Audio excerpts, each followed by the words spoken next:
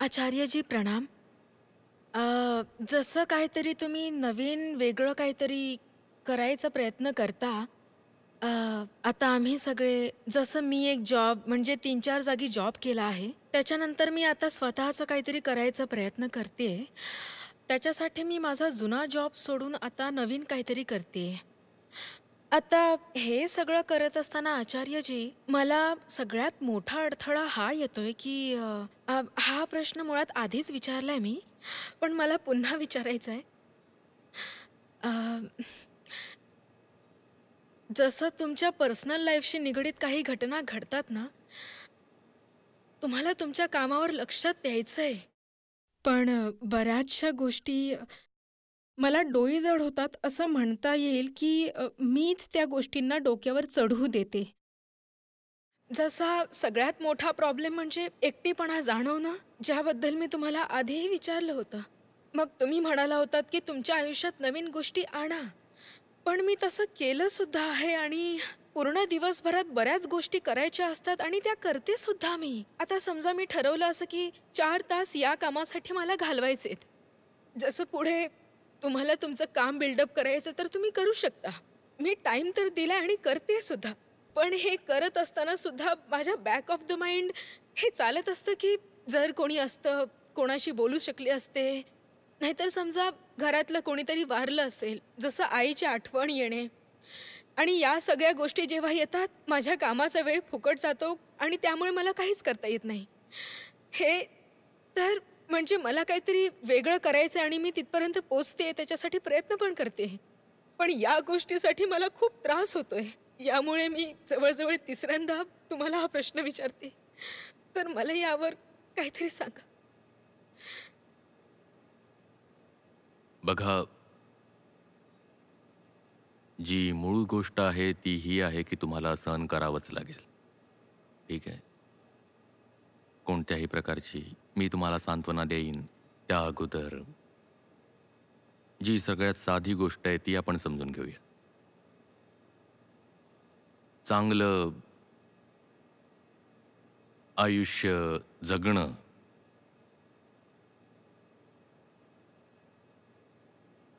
एका प्रकारे प्रकृती द्रोहाची घटना आहे. आणि जे चांगलं जीवन जगतायत, आपल्या आतली व्यवस्था ही शारीरिक व्यवस्था आणि आपल्या बाहेरची व्यवस्था ही जी सामाजिक व्यवस्था आहे, या दोन्हीही त्यांना माफ नाही करत. हं? तर हृदय घट्ट करा. आणखी पुढेही मी खूप काही बोलणार आहे, इथेच थांबणार नाहीये. पण जी पहिली गोष्ट आहे ती आधी बोलावीच लागेल. खोटं-नाटं बोलून मी तुम्हाला मूर्ख बनवेन, त्याने तर काही होणार नाहीये, लाभ होणार नाहीये. हं? मी मान्य करतो की तुम्ही एक मजबूत व्यक्ती आहात. तर मी तुमच्याशी सरळ साधं खरं-खरं बोलू शकतो. हो ना?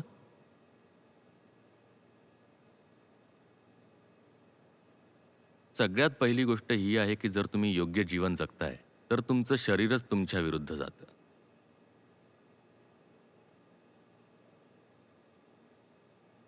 कमीत कमी सुरुवातीला तरी. पण हळू तुमचं शरीर तुम्हाला हे स्पष्टच करेल की तुमची नाही चालणार इथे. तेव्हा ते योग्य वळणावर यायला लागतं. पण त्यासाठी थोडा वेळ लागतो. सुरुवातीला तर खूप वर्षांपर्यंत तुम्हाला दिसेल की तुमची शारीरिक व्यवस्थाच आतून तुमच्यावर घात करते. तुम्ही काहीतरी चांगलं करायला जाताय, उलट-सुलट भावना यायला लागतात. विरोधी विचार यायला लागतात. आळस यायला लागतो. सतत झोप यायला लागते. काही भलं करायला जाल, गुडघेदुखी व्हायला लागते. बरेच लोक आलेत, म्हणाले की तसं तर आम्ही ठीक आहोत. पण आचार्यजी आम्ही तुमच्यासमोर बसतो, तेव्हा अचानक पाठीत खूप वेदना व्हायला लागतात. आधी कधी असं झालंय? तर नाही, आधी कधी नाही झालं. काल गेलो होतो फिल्म बघायला, 3 तास बसलो, पण तेव्हा काहीच नाही झालं. अगदी मजेत बसलो होतो, पण तुमच्यासमोर बसल्यावरच 10 मिनिटात पाठ झणझण करायला लागते. मी त्यांना म्हटलं, तुमचं तुमचं चक्र जागृत होत असेल.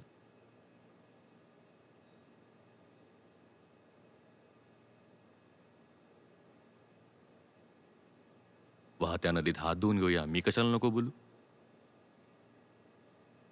आध्यात्मिक गुरु आहे मी.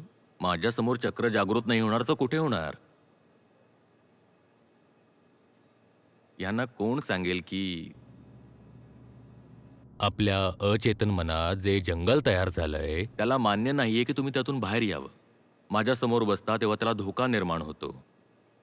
जंगल मागे सुटायला लागतं तेव्हा मग शरीर प्रत्येक प्रकारे आतल्या आतच षडयंत्र रचतं. कधी कुठे खाज यायला लागेल, तुमची पाठ दुखायला लागेल, तुमचं डोकं दुखायला लागेल, रडायचं मन व्हायला लागेल, मनात उलटसुलट भावना येतील, भूक लागेल, अचानक वाटेल की जुलाब होत आहे, शौचालयाकडे धावा, काहीही व्हायला लागेल. असं होतच राहील. तब्येत खराब होईल. खरंच खूप लोकांची तब्येत खराब होते, उलटी होते.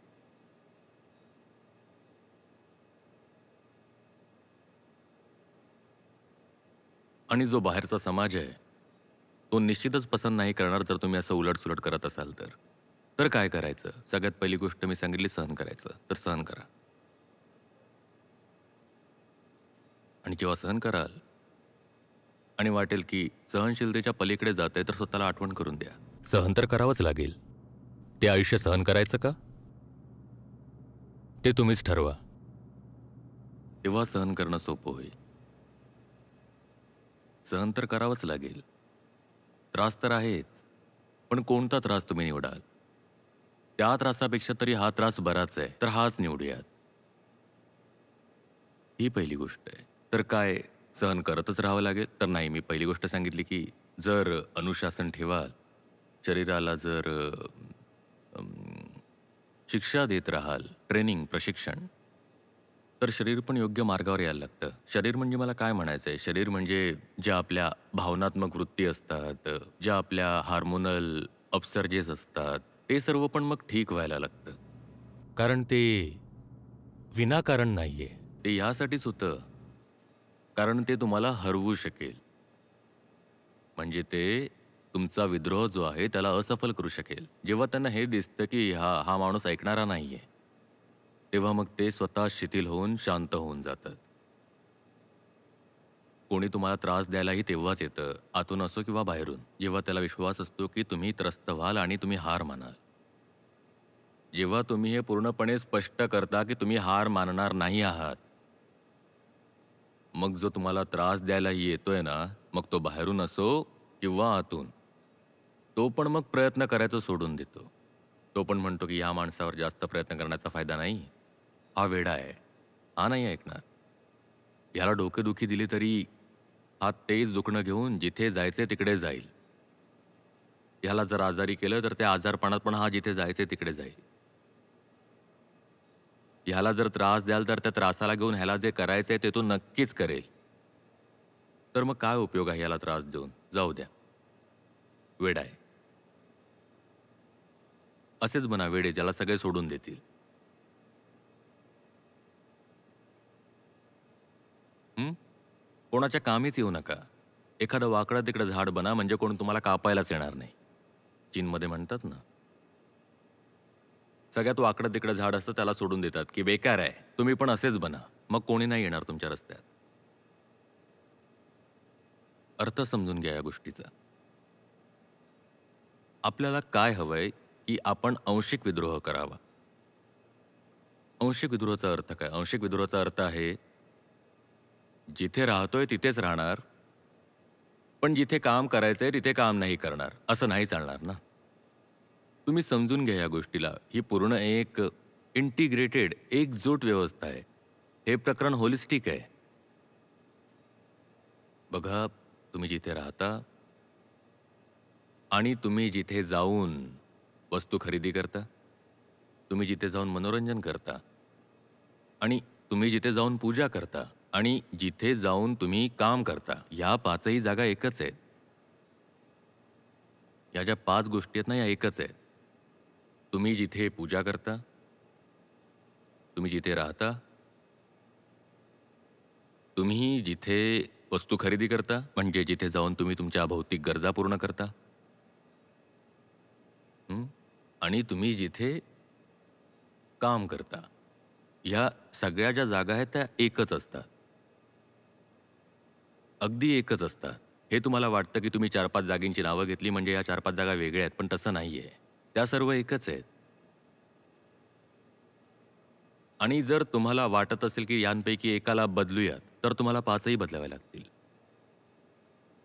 तर बघा तुम्ही इथे चुकी काय करताय? तुम्ही आंशिक विद्रोह करता. कारण तुमचे विचार आंशिक आहेत. जर तुम्हाला दिसलं की तुम्ही खराब जागेवर काम करताय आणि तुम्हाला ते काम बदलायचंय, तर तुम्ही फक्त ते काम बदलता, त्या जागा नाही बदलत. तुम्ही ज्याला पूजताय त्याला न बदलताच, तुम्ही त्याला कसं बदलणार ज्याची तुम्ही अगदी निष्ठेने सेवा करताय.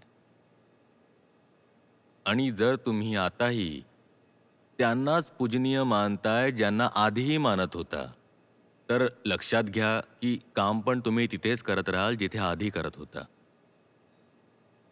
तुम्ही जर आताही तिथेच जाऊन मनोरंजन करताय, मजामस्ती करताय, वस्तू खरेदी करताय, जिथे आधी करत होतात, तर तुम्ही हे नाही करू शकणार, की तुम्ही ते काम सोडाल जे तुम्ही आधी करत होता. तुम्ही तुमचं जुनं काम सोडून द्याल, पण तुम्ही तुमच्या जुन्या मित्र-मैत्रिणींना तसंच ठेवाल, तर तुम्हाला तुमच्या जुन्या कामावरच परत जावं लागेल. कारण ते सगळं एकच आहे. ती पूर्ण एक व्यवस्था आहे.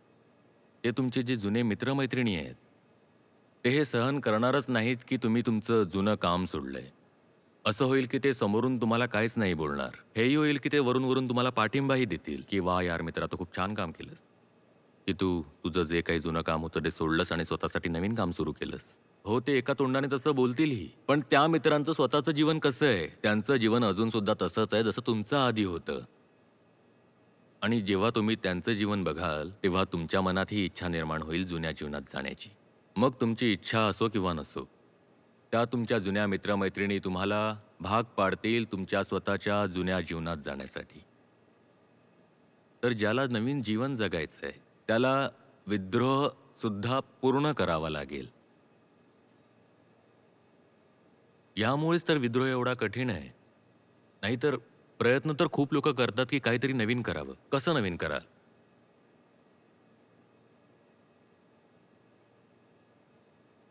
हं? साहेब कॉर्पोरेटमध्ये काम करायचे.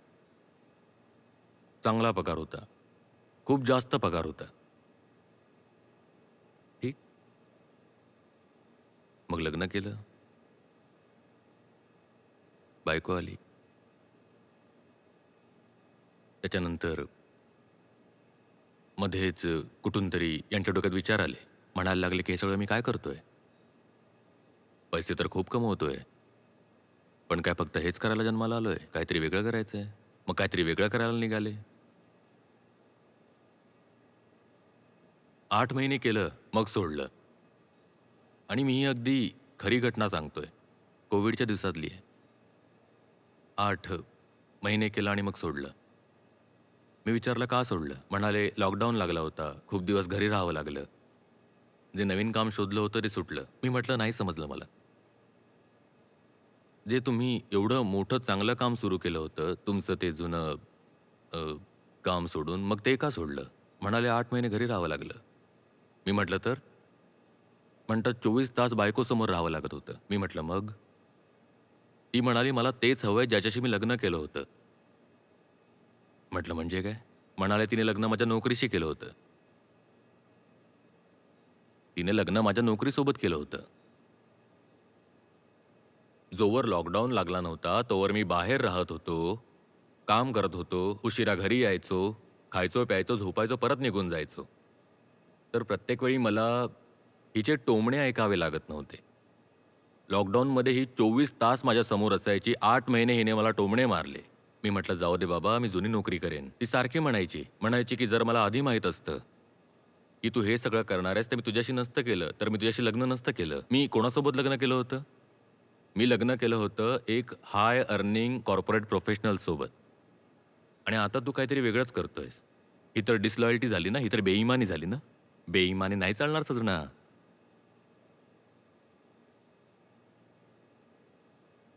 सजना, सजना.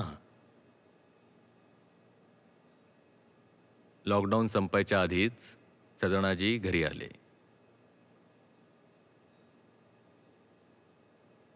तुम्ही आंशिक विद्रोह कराल तर कधीच सफल नाही होणार. तर ऐका मग पक्की गोष्ट. जर पूर्ण प्रकारे जीवन बदलायचंय तर मग तुम्हाला अशा प्रकारचे मित्रमैत्रिणी काय, अशा प्रकारचे पती-पत्नीही त्यागावे लागतील. नाहीतर हे तुम्हाला बदलूच नाही देणार. त्या महिलेचा तर्क अगदी बरोबर होता, की सांगा मी लग्न कोणासोबत केलं होतं? कोण होतं ज्याच्याशी लग्न केलं? म्हणाला की मी आयव्ही लीगचा MBA होतो आणि एका टॉप कन्सल्टिंग फर्ममध्ये काम करत होतो. डॉलर्समध्ये पगार यायचा. म्हणाले मी त्याच्याशी लग्न केलं होतं ना. तू ते सगळं नसतास तर मी लग्न केलं असतं का तुझ्याशी? तुझं तोंड बघून लग्न केलं असतं का? तुझे पैसे बघून लग्न केलंय? आणि सगळेच लग्न पैसे बघून करतात. तोंड बघून कोण करतं?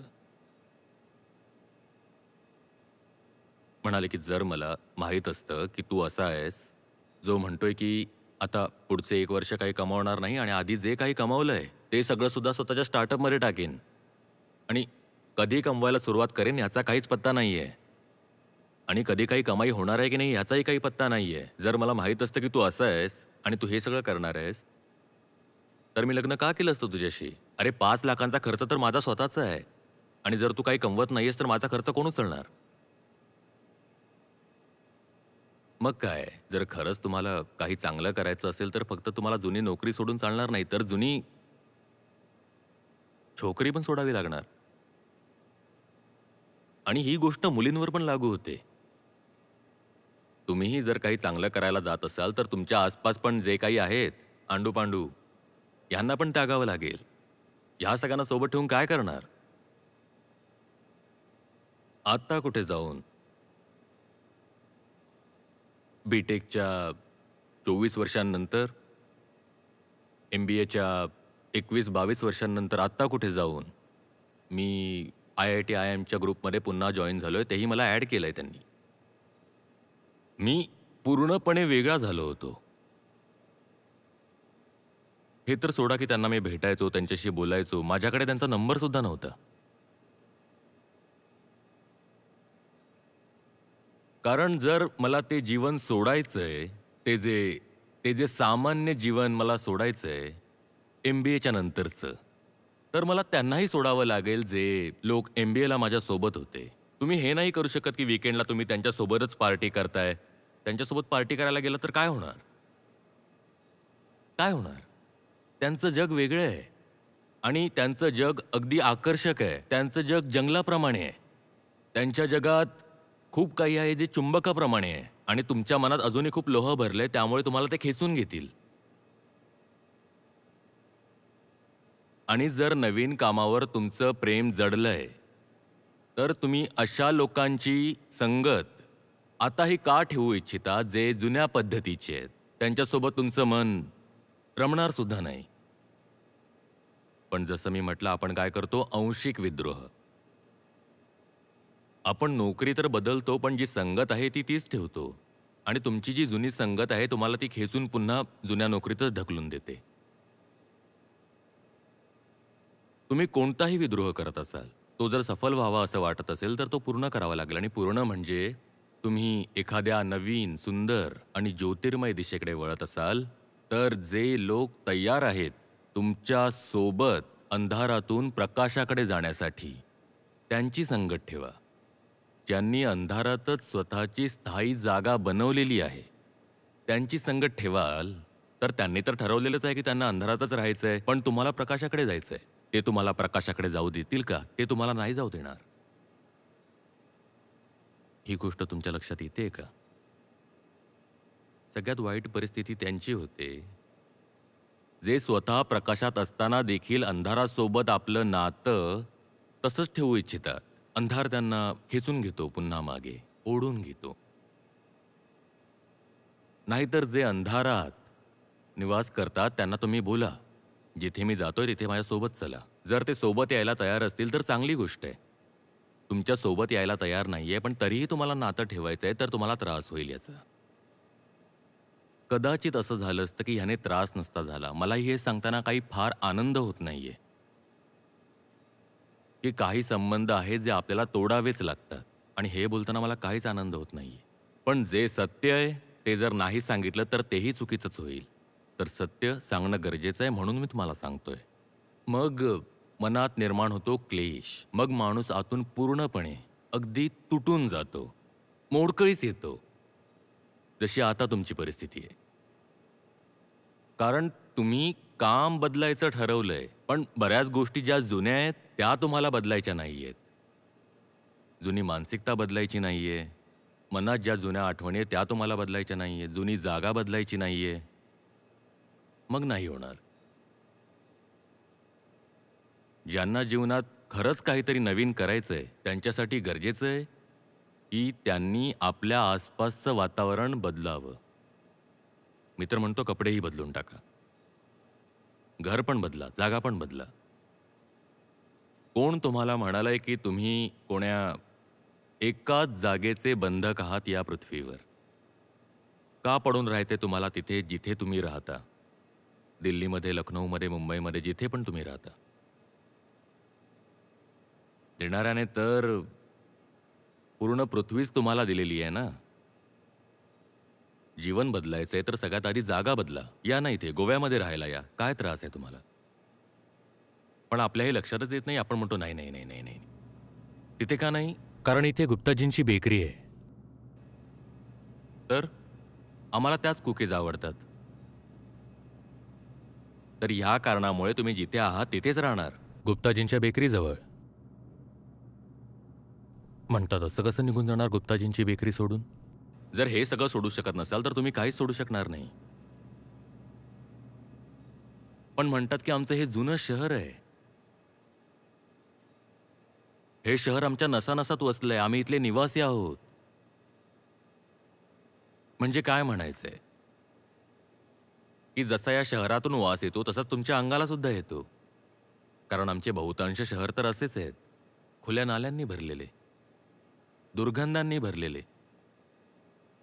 तिथे तुम्हाला असं काय मिळतंय की तुम्हाला तिथेच पडून राहायचंय, तिथेच अडकून राहायचंय आणि म्हणतात की आम्ही इथले निवासी आहोत.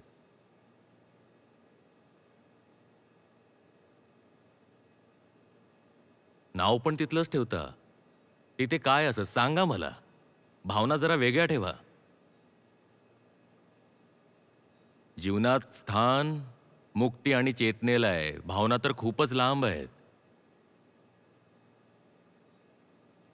लोकांना खूपच आनंद व्हायला लागतो. काय नाव काय? पवन कन्नौजी. तिथे असं आहे तरी काय? म्हणतात नाही. आम्ही तर 2 जण भेटली त्याच शहरातली. खूप आनंद व्हायला लागला. अरे काय आहे तिथे असं? समाजाची घट्ट पकड आहे तिकडे फक्त, आणखी काहीच नाही. तिथे राहून तुम्ही नवीन काहीच करू शकणार नाही आहात. आणि भारताने ही खूपच मोठी चुकी केली आहे. आणि आपल्या मागासपणाच्या मोठ्या कारणांपैकी हे पण एक आहे. युरोपची एवढी प्रगती का झाली? कारण ते बाहेर निघाले आणि त्यांनी अख्ख्या जगावर राज्य केलं. आणि हे आपलं भारतीय मन आहे, विशेषतः उत्तर भारतीय मन, जे म्हणतं की आम्ही कानपूरचे आहोत तर कानपूरचेच राहणार, त्यातून बाहेर नाही निघणार. आणि त्यात त्यांना खूपच गर्व वाटतो की ही कानपूरवासियांची निशाणी आहे. वरच्या खिशात तंबाखूची पुडी असते, तोंडामध्ये गुटखा असतो, पॅन्टवर गुटख्याचे शिंतोडे असतात आणि तोंडावर गुटख्याचे शिंतोडे असतात जे दुसऱ्या गुटखावाल्याच्या तोंडातले असतात. एकमेकांशी बोलत असताना सुद्धा एकमेकांवर थुंकत असतात ना. आहा हा हा हा. मला गर्व आहे. तिथे काय ठेवलंय? आणि मी असन्मानाची गोष्ट करत नाहीये. बघा, मी सुद्धा त्याच उत्तर प्रदेशातून आलोय. त्या जागेचा आदर सुद्धा आहे आणि तिथलं भलं व्हावं असंही वाटतं. पण तुम्हाला अगदी खरी खरी गोष्ट सांगतोय.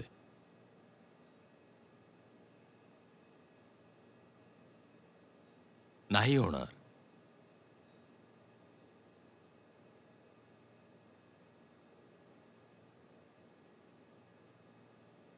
लहानपणी अगदी लहान असताना 5वी-6वीत असताना एक कविता वाचली होती, एक बूंद. तुम्ही सुद्धा वाचली असेल हिंदीमध्ये. कविता आहे की थेंब जो आहे तो ढगातून बाहेर निघतो आणि खूप घाबरतो. विचार करतो मातीवर पडेन, उद्ध्वस्त होऊन जाईन, रेतीवर पडेन तेव्हा माझं काय होईल? प्रत्येक प्रकारचे विचार येतात त्याला, की आता माझं काय होणार? ढगातून बाहेर पडलोय, आता माझं काय होणार? ढगात होतो, वर होतो, तोपर्यंत सुरक्षित होतो. हे मी काय केलं? ढग तर माझं घर होतं आणि ते मी का सोडलं? त्या थेंबाला खूप वेगवेगळ्या प्रकारचे विचार येतात. पण शेवटी काय होतं? एक शिंपलं उघडं असतं. शिंपलं. आणि तो थेंब जाऊन त्या शिंपल्यात पडतो आणि त्याचा मोती तयार होतो. आणि त्या कवींचं वक्तव्य काही अशा प्रकारचं होतं, की घर से निकलना बूंद लो कुछ और ही देता है कर. तुम्ही Google वगैरे कराल तर सापडेल. आणि खूपच सुंदर ओळ होती, की घरातून बाहेर निघताना खूपच भीतीदायक, अनिष्ट असे वाईट विचार आपल्या मनात येतात. पण जो घरातून निघालाच नाही, तो कधी मोती नाही बनू शकणार. तो एका छोट्या शहराप्रमाणेच राहणार, की आहे, इथे आहे, आपल्या देशात. एवढी लोकसंख्या आहे, जी की अजून इथेच सडते.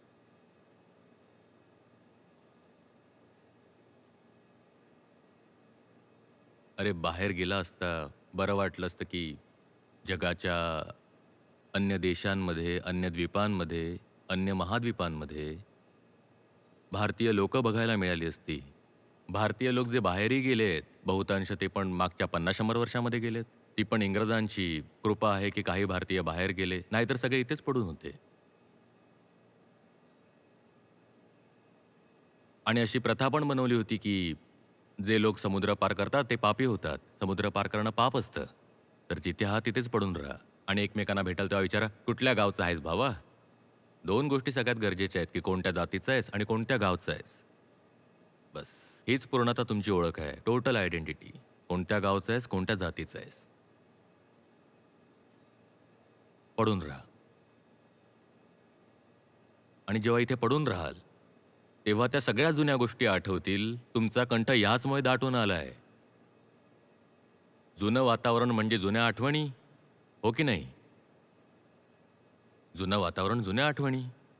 ही तर अशी गोष्ट झाली की कोणासोबत ब्रेकअप करा आणि मग प्रत्येक संध्याकाळी त्याच कॅफेमध्ये जाऊन बसा जिथे तुम्ही भेटत होता. मग काय होणार? तिथे बसून रडणार आणि काय करणार टप, टप, टप, टप? की तुम्ही काय घेणार?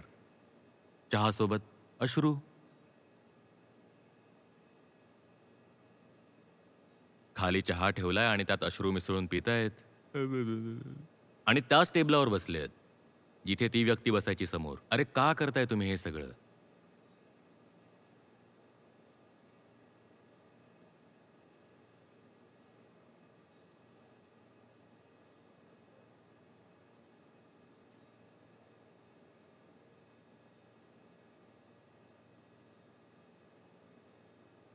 म्हणतात की भोवताली लोक हवे असतात. जिथे तुम्ही बसल्या आहात, तिथे तुम्हाला नाही मिळणार आणखी लोक बोलण्यासाठी किंवा संबंध बनवण्यासाठी. जर मिळालेच असते, तर सर्वप्रथम तुम्हाला विद्रोहच का करावा लागला असता?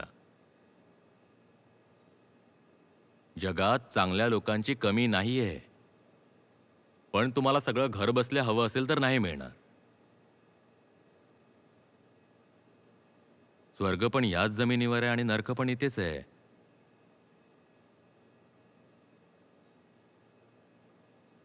पण स्वर्ग तर आपल्याला शोधावा लागतो. बाहेर पडावं लागतं. किंमत मोजावी लागते तेव्हा सापडतो.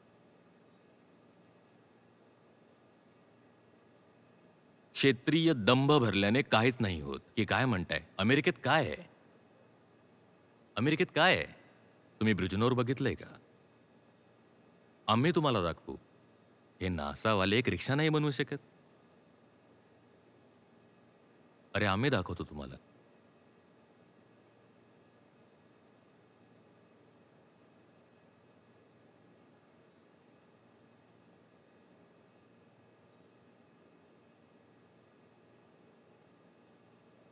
अरे मंगळयान चाललं नाही यांचं. तुम्ही पटनाला या. आम्ही इथे रोज शनिदेवतेसोबत वार्तालाप करतो. यानाची पण गरज नाहीये.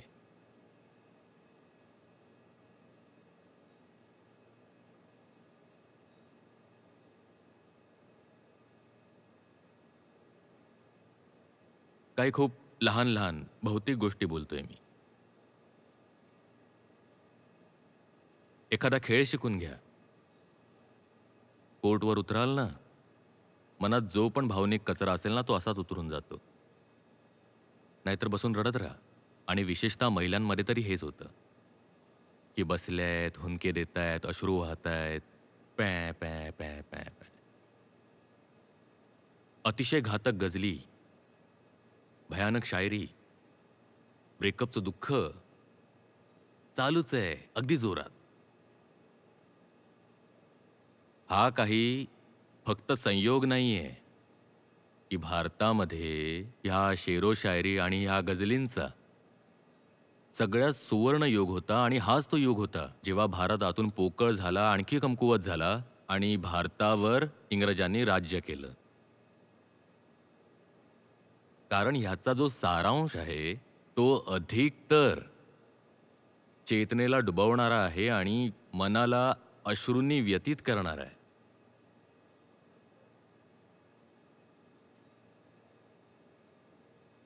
त्यात काही असं नाहीये जे उदात्त असेल, जे तुम्हाला वर घेऊन जाईल. तिथे तर सगळं तेच आहे, जे तुम्हाला निराश करतं, मोडकळीस आणतं आणि तुमच्या मनात भाव निर्माण करतं, की मला तर परिस्थितीने भाग पाडलं, मी तर व्हिक्टिम आहे, मी काय करू? काय ते आजकालचं प्रेम? तुझे ओठ, तुझे केस, तुझे डोळे, हे ते. आणि मी ह्यांच्याबद्दल का बोलतोय? कारण ह्याच त्या सगळ्या गोष्टी आहेत. अगदी व्यर्थ, उथळ, भावनिक वृत्ती, जी तुम्हाला आयुष्यात कोणतंही काम सार्थकी लावण्यापासून थांबवते. सगळं समजतं, पण कोणती तरी भावना आहे जी आडवी येते आणि कोणती भावना आहे तर अशीच कोणती तरी आहे. कशा प्रकारे सोडावं? बघा, अध्यात्म आणि भावना या दोन्ही गोष्टी एकत्र नाही चालू शकत आणि अध्यात्माच्या केंद्रभागी आहे त्याग. सोडून द्या, त्याग करा. आणि जी भावनिक वृत्ती आहे ती म्हणते की कसं सोडून द्यावं? नाही सोडू शकत तर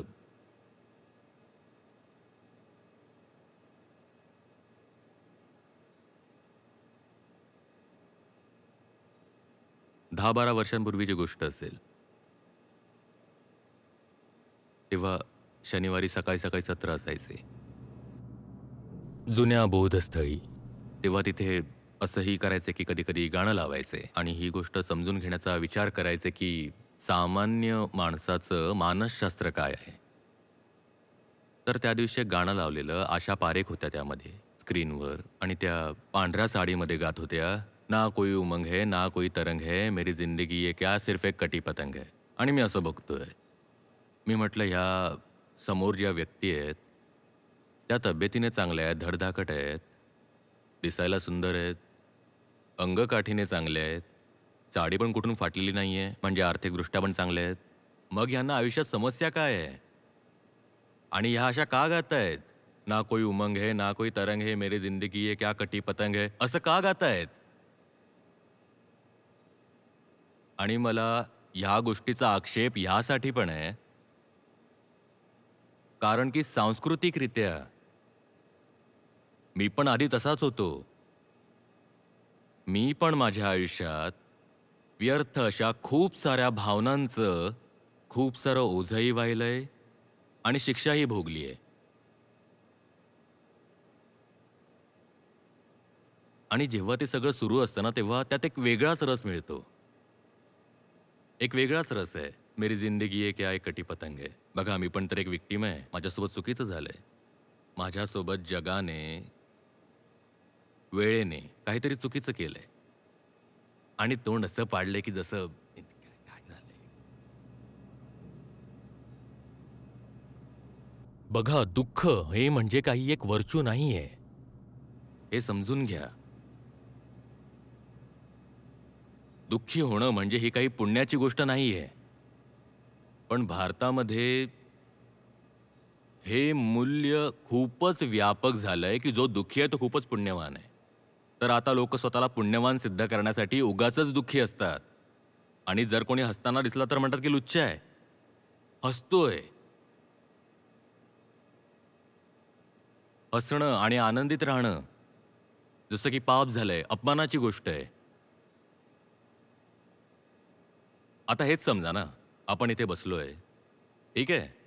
आणि इथे येऊन कोणी रडायला सुरुवात केली तर तुम्हाला काहीच आक्षेप नसणार. उलट तुम्हाला वाटेल की बघा, बघा, बघा, बघा, की त्याचा कंठ दाटून आलाय. भला माणूस आहे बिचारा, रडायला लागला. आणि जर समजा की तो हसायला लागला, "हे, हे, हे," तर म्हणाल, "उद्धट आहे. आचार्यांसमोर हसतोय. अरे ही आध्यात्मिक जागा आहे. इथे हसायचं नसतं. इथे रडायचं असतं." अरे पण का रडायचं असतं? का रडायचं असतं? रडण्यासाठी तरी काही कारण आहे का? योग्य कारण आहे का तुमच्याकडे? की संसाराच्या दुर्दशेकडे बघून रडताय? की तुम्ही त्या वन्य प्राणी आणि वनांसाठी रडताय, जे नष्ट होतायत, संपुष्टात येतायत? तुमच्याकडे रडण्यासाठी ठोस कारण सुद्धा नाहीये. तुमच्याकडे फक्त काय आहे तर दुर्दैव. अरे का रडताय? दुर्दैवामुळे. सवय झाली रडायची म्हणून रडताय.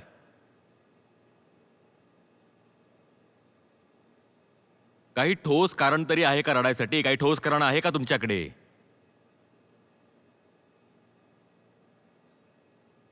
चेहरा अगदी अशा प्रकारे पडलाय जसं की काही पीठ मळलंय. जसं आपण पीठ मळतो ना, काय झालंय? काय नाही, पोट साफ नाही झालं.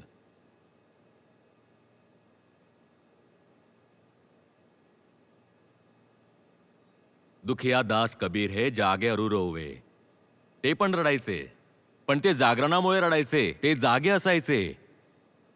तर जगाची दुर्दशा बघून भावूक होऊन त्यांच्या डोळ्यात पाणी यायचं. आणि ही अगदी वेगळी गोष्ट आहे. तुमचा चेहरा असा का पडलाय? का? हं? हे सिद्ध करायचंय का? की तुम्ही शहीद आहात? की तुम्ही पण काही कमावलंय? अरे शहीद तर ते असतात जे लढाईमध्ये उतरतात. लढाई कोणती लढलीच नाही. आणि शहीदपणाचा गर्व बाळगायचा आहे. कोणीतरी म्हणालंय, वक्त करता जो वफा आप हमारे होते, हम भी गैरों की तरह आपको प्यारे होते. अरे वेळेकडून निष्ठेची अपेक्षा ठेवताय? सरळ सरळ बोला ना की तुम्हीच दुर्बळ आहात. वेळेवर का आरोप करताय? एखादी गोष्ट आहे तुमच्या समोर, जर ती खरंच मौल्यवान होती आणि तुमचं तिच्यावर प्रेम होतं, तर तुम्ही जाऊन हक्काने ती हिसकावून घेतली असती. तेव्हा तर पायलट पडले. कोणती हिंमत नाही दाखवू शकलात. आता म्हणताय की वक्त करता जो वफा, वेळेला म्हणताय की ती विश्वासघाती आहे.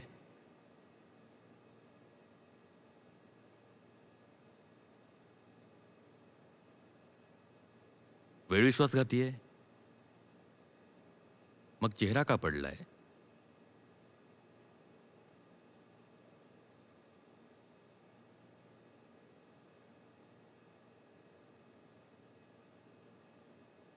बघा, समजून घ्या की तुमच्याकडे फार वेळ शिल्लक नाहीये.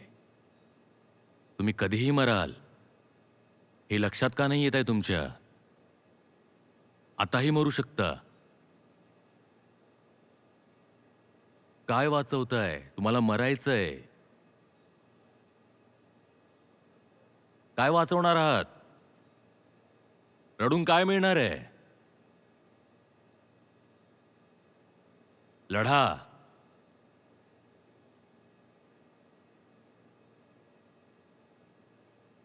आणि मरण्यापूर्वी जगण्यासाठी खूप सारी मौल्यवान आणि योग्य कारणं तुमच्याकडे आहेत.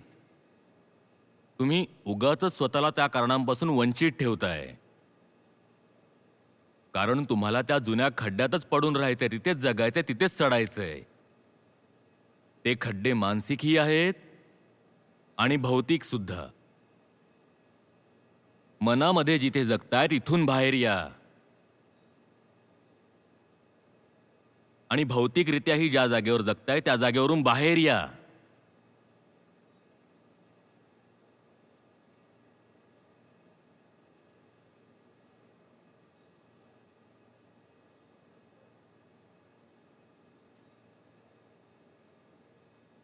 कोणतंच बंधन नाहीये. जेवढी पण बंधनं तुम्ही स्वतःवर घालून ठेवली आहेत, ती सगळी बंधनं घेऊन काय चितेवर जाणार का?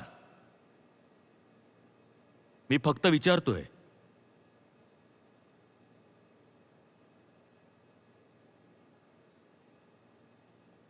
मी जे म्हणतोय ते समजून घ्या. उगाचच घाई करायला जाऊ नका. माझ्या हॉटेलला लागूनच एक बीच आहे आणि काल मी तिथे गेलो होतो. तिथे महिला साडी घालून फिरत होत्या. मला साडीबद्दल काहीच आक्षेप नाहीये, ते खूप चांगलं परिधान आहे. माझ्या घरात सुद्धा महिला साडीच घालतात. पण मी जे म्हणतोय ते समजून घ्या. मला साडीबद्दल आक्षेप नाहीये, पण मला म्हणायचं की तुम्ही बीचवर पण साडी घालून फिरताय, साडी घालून मरणार आहात. साडी घालून जन्माला आला होतात की साडी घालून मरणार आहात, सांगा मला. अरे नाही नाही नाही नाही, हिंदूंमध्ये तर असतं. साडी घालूनच तर चितेवर ठेवतात. अरे ती तर गुंडाळली आहे, तुम्ही नेसली नाहीये, तुमच्यावरती गुंडाळली आहे.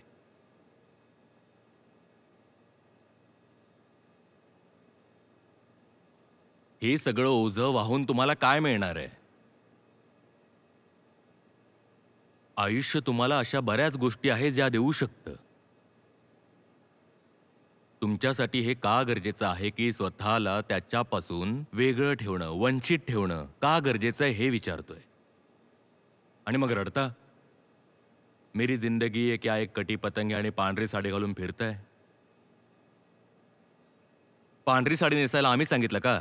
स्वतःच नेसलीस ना तू, मग रडू नकोस, नाहीतर नेसूही नकोस.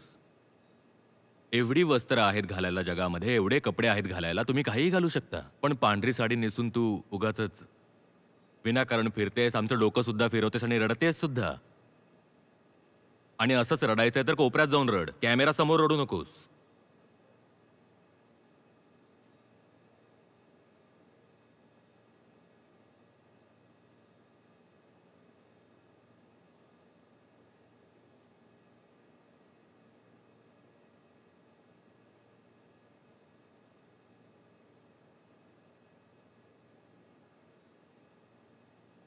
गंभीरपणे घेण्यासारखी एकच गोष्ट आहे. ज्या गोष्टीसोबत तडजोड केली जाऊ शकत नाही, जी गोष्ट बदलली जाऊ शकत नाही, ती एकच गोष्ट आहे, मुक्ती. त्या व्यतिरिक्त बाकी गोष्टी बदलायला शिका.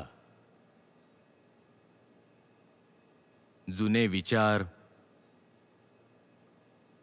तुमच्या देहिक भावना या गंभीरपणे घेण्यासारख्या गोष्टी नाही आहेत.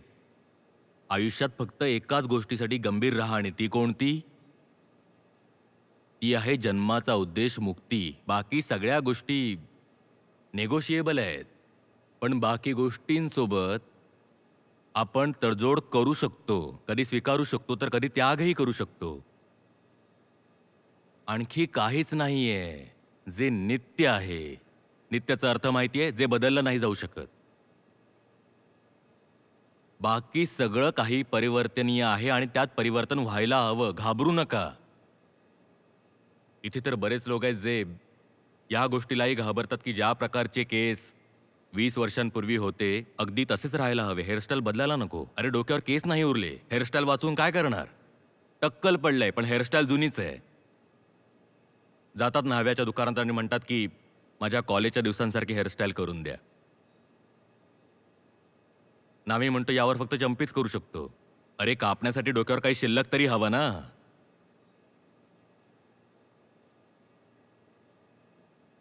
सगळं तर बदलतंय, काय जुन्या गोष्टी घेऊन बसलायत आणि काय घेऊन जाणार आहात सोबत? आणि हेच दुःख आहे. हीच वेदांतांची आणि बुद्धांची शिकवण आहे. जे वाचवलं जाऊ शकत नाही ते वाचवण्याची चेष्टा करणंच दुःख आहे. आणि कोणताही व्यक्ती बघा जो दुःखात खूपच विलीन आहे तर समजून घ्या हा अशा कोणत्या तरी गोष्टीला वाचवण्याचा प्रयत्न करतोय जी वाचवली जाऊ शकत नाही.